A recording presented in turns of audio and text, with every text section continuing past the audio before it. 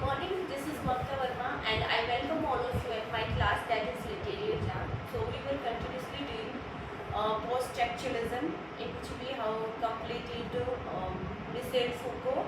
So today I am going to start the next critique, that is Jacques Derrida. And Jacques Derrida is also a French philosopher and it is very important for the exam point of view, and lot of questions we can say asked from this from the work of Jacques Derrida. So let's start.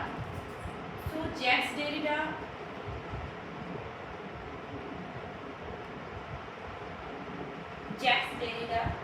so he is French philosopher, critic,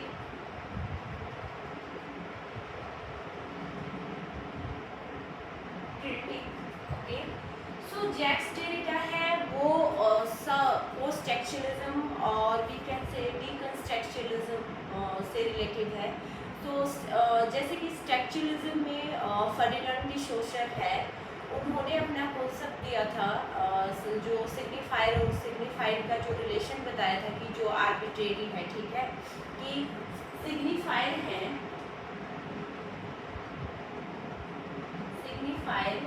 और जो signified है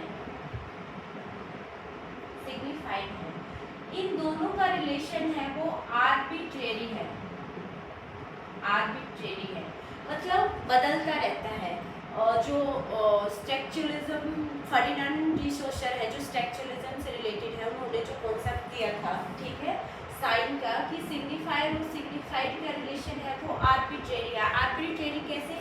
अगर यहाँ मैं signified का मतलब होता है साउंड लगा सकते हो, साउंड या वर्ड, ठीक है. तो यहाँ अगर मैं डॉग को लूँ, डॉग वर्ड को लूँ, तो जो डॉग है यहाँ सिग्निफायर, वो सिग्निफाइड क्या होगा, इसमें इसकी इमेज आएगी डॉग की, ठीक है, इमेज या फीचर्स, ठीक है. सिग्निफाइड का मतलब अगर डॉग मैं बोलूँ कि डॉग, जैसे ही मैंने नाम साउंड लिया या नेम प्रोनाउंस किया डॉग, ठीक है, तो डॉग की जो इमेज आएगी वो सबके जो दिमाग में आएगी वो डिफरेंट होगी, ठीक है, क्योंकि जो डॉग आपने देखा है उसी की इमेज आपके माइंड में आएगी, अलग नहीं आएगी, ठीक है. मान लीजिए मेरे पास सिंपल डॉग है, अगर मैं डॉग वर्ड प्रोनाउंस करूँ तो मेरे लिए सिंपल डॉग की जो इमेज है वो मेरे दिमाग में इमीडिएटली आएगी कि जो ब्लैक कलर का है, ठीक है, 4 लेग है, he always keeps on his tails and he all barks, okay, like all these features I have the dog in which, okay. But अगर मैं आपकी बात करूँ तो मे बी आपने बुलडॉग देखा हो, ठीक है. अगर आप डॉग जब वर्ड प्रोनाउंस करोगे तो आपके जो दिमाग में इमेज आएगी वो बुलडॉग की आएगी, ठीक है. तो इस तरह से जो इमेज है जो सिग्निफाइड है वो पर्सन टू पर्सन चेंज होता रहता है. फर्डिनांड डी शोशर ने ऐसे बोला था कि जो आर्बिट्रेरी यही था कि बदलता रहता है, ठीक है, चेंज होता रहता है. जो सिग्निफायर और सिग्निफाइड का रिलेशन है वो पर्सन टू पर्सन चेंज होता रहेगा, क्योंकि जो इमेज मतलब जो डॉग आपने देखा है, एक्सपीरियंस किया है, जिसकी आपको नॉलेज है, वही आपके दिमाग में आएगा. जो डॉग मैंने देखा है, जो मैंने एक्सपीरियंस किया है, उसी डॉग की इमेज मेरे दिमाग में आएगी जब मैं डॉग वर्ड को प्रोनाउंस करूँगी, ठीक है. तो फर्डिनांड डी शोशर ने इनका रिलेशन आर्बिट्रेरी बताया था, लेकिन जैक्स डेरिडा है जो पोस्ट स्ट्रक्चरलिज्म से रिलेटेड है, उन्होंने सेम इसी रिलेशन को बोला कि अगर इनका रिलेशन आर्बिट्रेरी है, मतलब बदलता रहता है, तो जो रीडिंग प्रोसेस है वो हमेशा कंटिन्यूसली गोइंग ऑन, चलती रहेगी. और इस तरह से सिग्निफायर है दूसरे सिग्निफायर से तीसरे सिग्निफायर, इस तरह से कंटिन्यूसली गोइंग ऑन, और एक वर्ड का, एक मीनिंग का कभी एंड नहीं होगा. कैसे नहीं होगा मैं आपको बता दूं.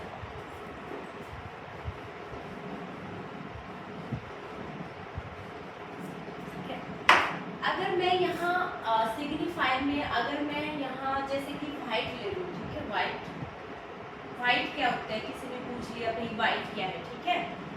तो वाइट अगर मैं बोलूँ, किसी बच्चे ने पूछ लिया मान लीजिए वाइट क्या होता है, तो वाइट मैं बोलूँगी वाइट लाइक मिल्क, ठीक है।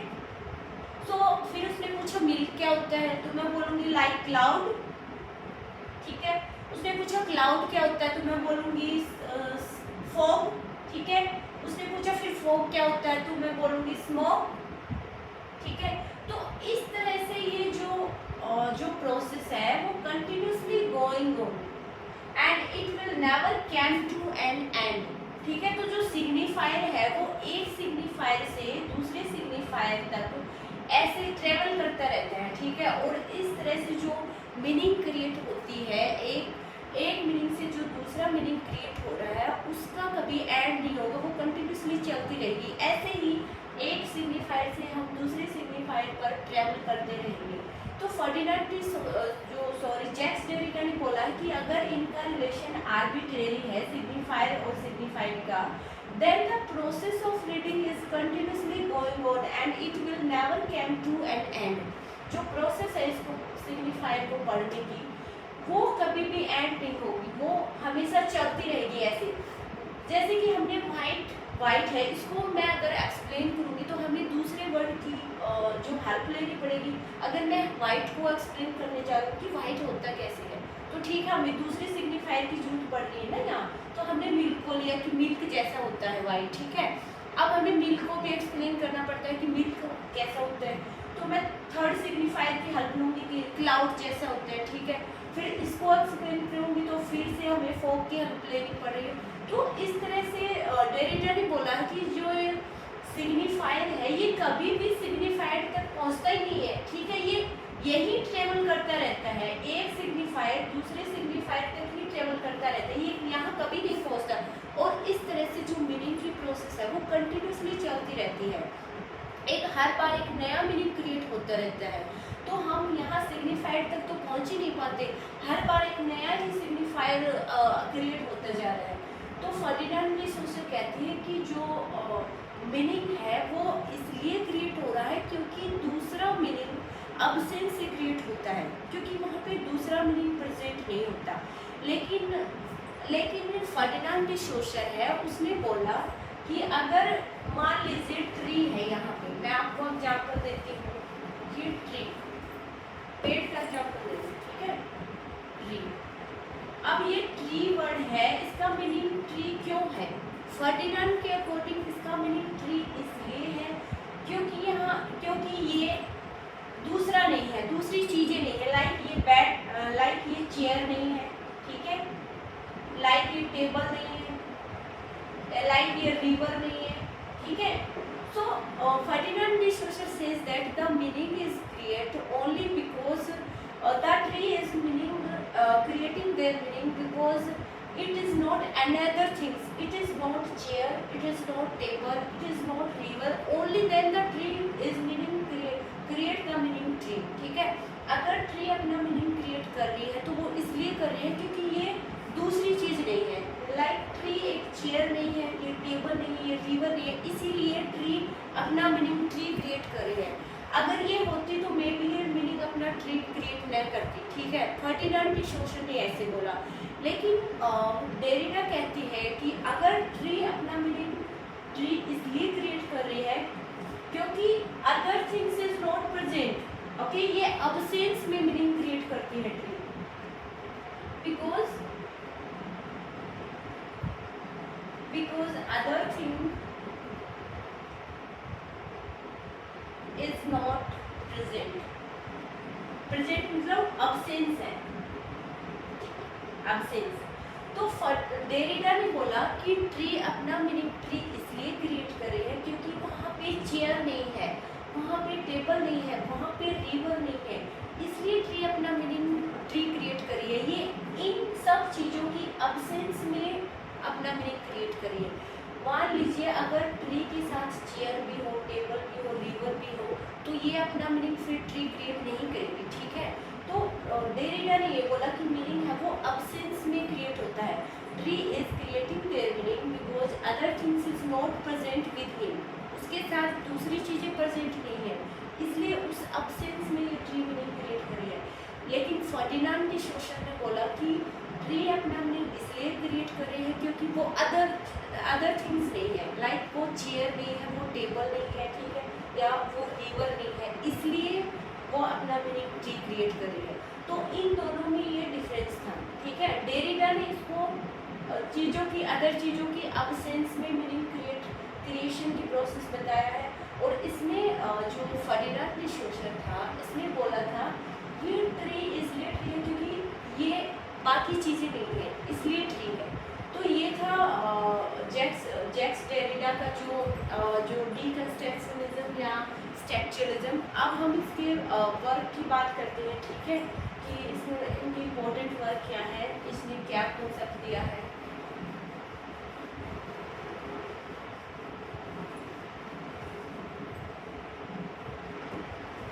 तो फर्स्ट इसके वर्क में structure sign play, structure sign play, इसका सबटाइटल है in the discourse of man science, in the discourse of man science, ठीक है, ये इसका सबटाइटल है। It was published in 1966। Second इसका वर्क है ऑफ ग्रेविटोलॉजी, ये बहुत इम्पोर्टेंट है। It was published in 1967। Third work है इसका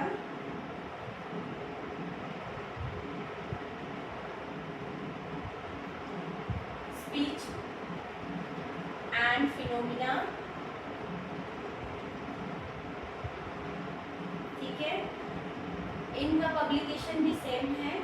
एंड फोर्थ वर्क है राइटिंग एंड डिफरेंस। सो इसका पब्लिकेशन भी 1967 है। तो जैक्स डेरिडा है, इसकी 4 इम्पोर्टेंट वर्क है। फर्स्ट है structure sign play in the discourse of man science. ये एक बार एग्जाम में पूछा भी गया है कि ये वर्क है वो किसके द्वारा लिखा गया है, ठीक है। ये ग्रामेटोलॉजी है, ये भी पूछा गया, ये बहुत इम्पोर्टेंट वर्क है, ठीक है।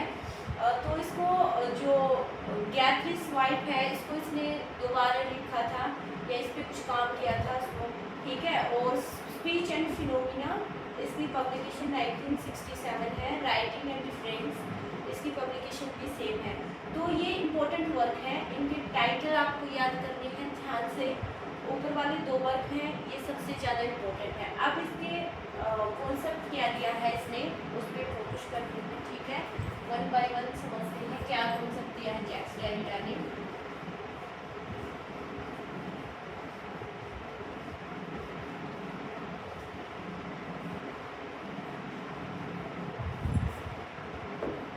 जैक्स डेरिडा का फर्स्ट कॉन्सेप्ट है वो है, इसने दिया है मेटाफिजिक्स ऑफ प्रेजेंस,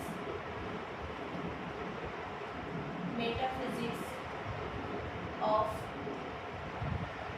प्रेजेंस, या इसको फोनोसेंट्रिसिज्म भी बोल सकते हैं, फोनोसेंट्रिसिज्म, ठीक है, ये इसका कॉन्सेप्ट है।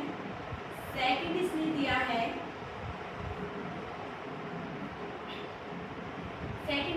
है, डिफरेंस, डिफरेंस। 1 बाय 1 मैं पहले इनको लिख देती हूँ, उसके बाद हम 1 बाय 1 पे डिस्कशन करेंगे, ठीक है। डिफरेंस था, उसके बाद था इसका आर की राइटिंग,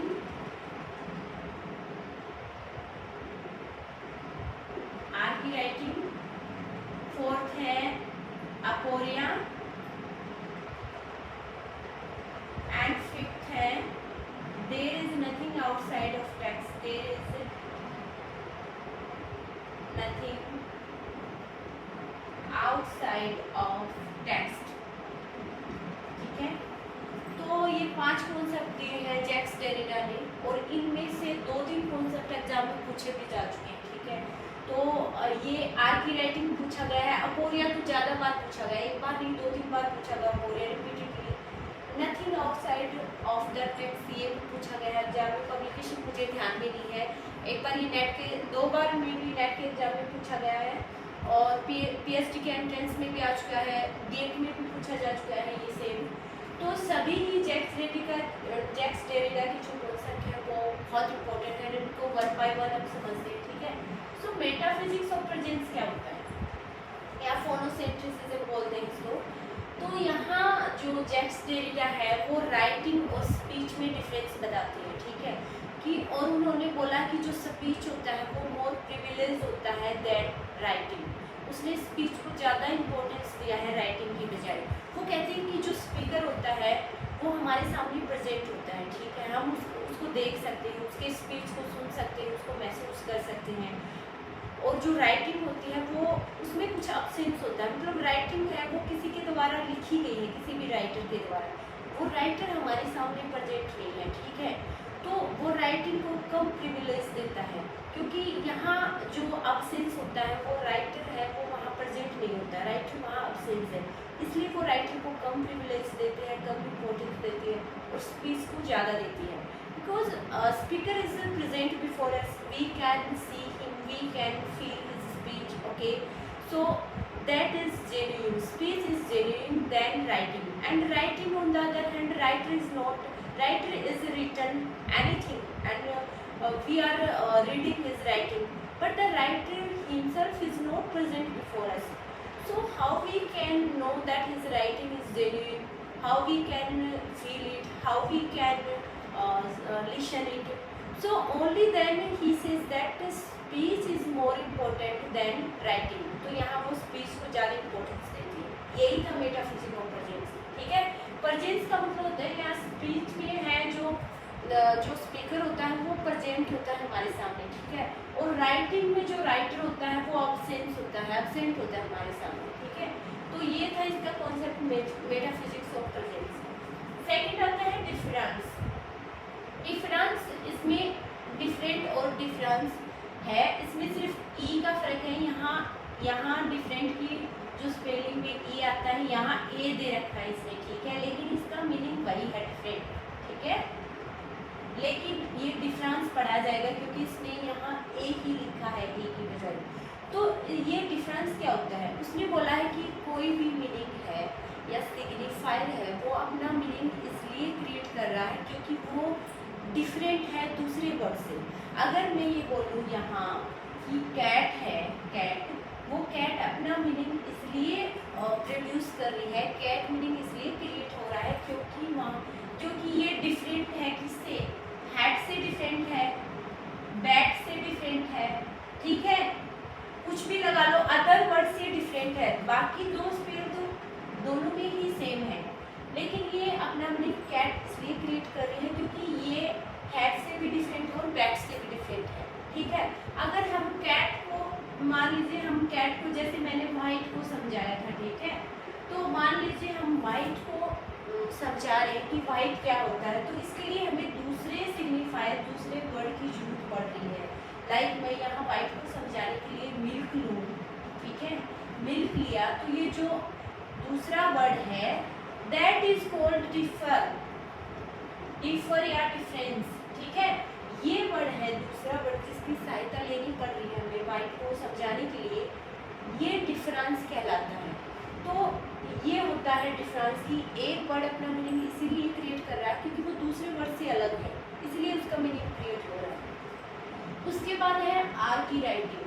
आर की राइटिंग में भी इसने यही बोला है, इसने स्पीच और राइटिंग को कंपैरिजन किया है, और इसी में ये जो आर की राइटिंग कॉन्सेप्ट है ये प्लेटो का जो वर्क है फार्मेसी ऐसे है उससे लिया गया है, ठीक है,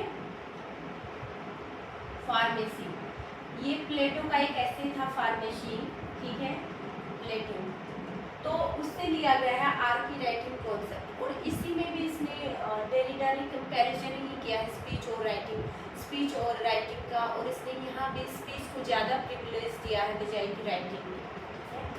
अपोरिया होता है, अपोरिया एक कन्फ्यूजन होती है, कन्फ्यूजन या स्टेट ऑफ अनडिसाइडेबिलिटी कह सकते हैं कि ऐसी सिचुएशन आती है लाइफ में कई बार कि हम डिसाइड नहीं कर पाते क्या सही है क्या गलत है, हमें क्या करना चाहिए उस सिचुएशन में, क्या नहीं करना चाहिए। तो जो ऐसी कन्फ्यूजन वाली सिचुएशन होती है ना उसको अपोरिया बोला जाता है, ठीक है। अब आता है there is nothing outside of text. तो ये जो होता है इसे डेरिडा ने बोला है कि जो टेक्स्ट है देयर इज नथिंग, मतलब टेक्स्ट के बाहर कुछ नहीं है। डेरिडा ने बोला कि अगर हमें टेक्स्ट की मीनिंग को निकालना है, टेक्स्ट की मीनिंग को समझना है, तो हमें टेक्स्ट के अंदर ही रहना चाहिए, मतलब उसको ध्यान से पढ़ना चाहिए, उसको डीपली रीड करना चाहिए, हमें उसकी लैंग्वेज को पर फोकस करना चाहिए, उसके वर्डिंग की मीनिंग को समझना चाहिए, ठीक है, उसमें क्या लैंग्वेज, कैसी लैंग्वेज हुई है, क्या उसमें फिगर ऑफ स्पीच यूज हुए, ठीक है, only then we can find out the meaning. So text के बाहर कुछ नहीं है, उसने ये बोला ना nothing is outside of text. इसका मतलब ये है कि हमें ऑथर या उसकी पर्सनल लाइफ या उसके हिस्टोरिकल पीरियड या उसका बैकग्राउंड जानने की जरूरत नहीं है किसी भी टेक्स्ट के मीनिंग को निकालने के लिए। हमें ऑथर की पर्सनल लाइफ को टोटली इग्नोर करना है, हमें सिर्फ क्या करना है कि जो पेज पे जो वर्ड लिखे हुए हैं जिसको हम टेक्स्ट बोलते हैं, ठीक है, उसको ध्यान से पढ़ना है और उसकी मीनिंग को समझना है, ठीक है, तभी हम किसी टेक्स्ट का मीनिंग निकाल सकते हैं, ठीक है। तो ये था नथिंग आउटसाइड ऑफ टेक्स्ट। तो ये था जैक्स डेरिडा और इसके सभी वर्क हैं वो बहुत इम्पोर्टेंट है, आप यकीन नहीं करेंगे, इससे बाहर एग्जाम में पूछा भी नहीं जाएगा, मैं 100% श्योर कह रही हूँ। मैंने जितने भी जब नेट के PYQs देखे हैं उनमें इससे ज़्यादा, क्योंकि थ्योरीज में ज़्यादा डीप क्वेश्चन नहीं पूछे जाते हैं, जैसे भी पूछे जाते हैं मेनली इनका वर्क का नाम पूछ लेते हैं कि ये किसके द्वारा लिखा गया है, या फिर ऐसे मैच द फॉलोइंग में किसी भी, जैसे जैक्स डेरिडा का वर्क के नाम देंगे, ठीक है, और यहाँ ऑथर दे देंगे डिफरेंट, ठीक है, और यहाँ जैक्स डेरिडा का वर्क और अदर जो क्रिटिक उनका वर्क दे देंगे, मैच द फॉलोइंग में पूछ लेते हैं, एक दो क्वेश्चन ऐसे पूछेंगे, ठीक है। सेकंड ये कॉन्सेप्ट देंगे डायरेक्ट, जैसे कि मेटाफिजिक्स ऑफ प्रेजेंस कॉन्सेप्ट है, ये किसने दिया है, या फिर अपोरिया है वो किससे रिलेटेड है, यहाँ भी मैच द फॉलोइंग में पूछ सकते हैं, 5-4 कॉन्सेप्ट दे दिए, उसके साथ ही यहाँ क्रिटिक पे नेम दे देंगे, फिर मैच द फॉलोइंग में पूछेंगे, ठीक है। तो ऐसे क्वेश्चन आते हैं, तो इसलिए ये सभी 4 और 5 कॉन्सेप्ट ही बहुत इंपॉर्टेंट है, उनको ध्यान से पढ़ना है। अगर एक बार समझ में आए तो वीडियो को दोबारा देख सकते हैं, आप कमेंट करके बता सकते हैं मुझे वीडियो कैसा लगा। तो आज के लिए इतना ही, बाकी अगर 2 क्रिटिक JS मिलर और पॉल डी मैन बचते हैं पोस्ट टेक्चुअलिज्म से, तो इसको हम नेक्स्ट क्लास में करेंगे।